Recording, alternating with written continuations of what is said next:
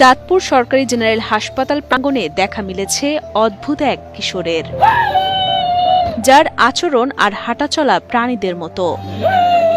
এমনকি কেউ কাছে আসলে অদ্ভুত শব্দ করে তেড়ে যায় তার দিকে, দিতে চায় কামড়। কিশোরের এমন অস্বাভাবিক ভঙ্গি দেখে শঙ্কিত হন পথচারীরা।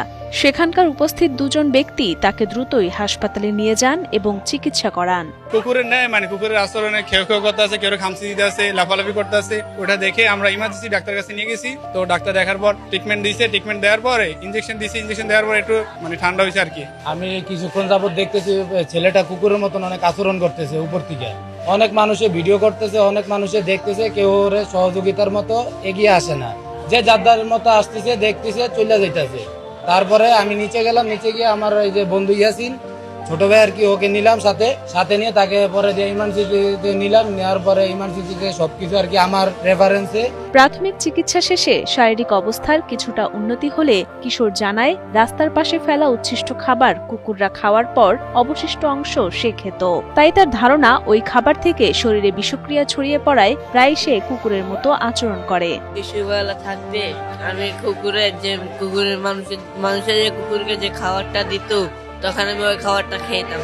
ওই খাবারটা খাওয়ার পরে এই যে কুকুরের যে বিষটা, ওই বিষটা আমার শরীরে হাঁটতো। কিশোর সাইমন আরও জানায়, তার বাড়ি কুমিল্লায় এবং তার নাম মোহাম্মদ আব্দুল্লাহ আক্তার সাইমন। সে জানায়, তার মায়ের মৃত্যুর পর দ্বিতীয় বিয়ে করেন তার বাবা। সৎমা তাকে একটি ট্রেনে উঠিয়ে দেওয়ার পর ৩ বছর ধরে পথে পথে ঘুরে মানুষের কাছে সাহায্য চাইত সে, কিন্তু কোনো সাহায্য না পাওয়ায় এক পর্যায়ে রেল স্টেশনে থাকা শুরু করে এবং রাস্তার পাশে ফেলা উচ্ছিষ্ট খাবারই হয় তার বেঁচে থাকার সম্বল। নিজ এলাকার নাম বা বাবার নাম জানা সম্ভব হয়নি তার কাছ থেকে। আমার বাড়ি হলো কুমিল্লা, আমার নাম মোহাম্মদ আব্দুল্লাহ সাইমন। আমার আপন মা মারা যাবার পর আমার বাবা একটা বিয়ে করছেন। ওই সৎ মা আমাকে ছোটবেলা থেকে রেলে উঠে দেওয়ার পরে আমার ওই সমস্যাটা, আমি অনেক মানুষের কাছে সাহায্য চেয়েছি, কেউ আমাকে সাহায্য করে নাই।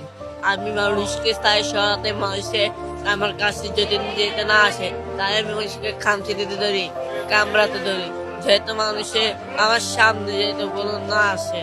চিকিৎসক জানিয়েছেন, কিশোরটিকে প্রাথমিক চিকিৎসা দেয়া হয়েছে। তবে এমন অস্বাভাবিক আচরণ কোন ধরনের রোগ তা পরীক্ষা নিরীক্ষা না করে বলা সম্ভব নয়। এই মুহূর্তে এই রোগটা সম্পর্কে খুব বেশি বলা যাবে না। তো আমরা যেহেতু ভর্তি করে নিয়েছি, আমরা যাবতীয় পরীক্ষা নিরীক্ষা এবং অন্যান্য যে বিষয়াদি, যাদের যদি লিগ্যাল গার্ডিয়ান থাকে, তাদের যদি হিস্ট্রিটা নেওয়া যায় বাচ্চার, তাহলে হয়তো আমরা একটা ডায়াগনোসিসে পৌঁছতে পারবো। এখন আমরা আপাতত ভর্তি করে রেখেছি এবং তার চিকিৎসা এবং অন্যান্য ইনভেস্টিগেশন আমরা করছি। পরবর্তীতে আমরা এটা বলতে পারবো যে কী কারণে হয়েছে।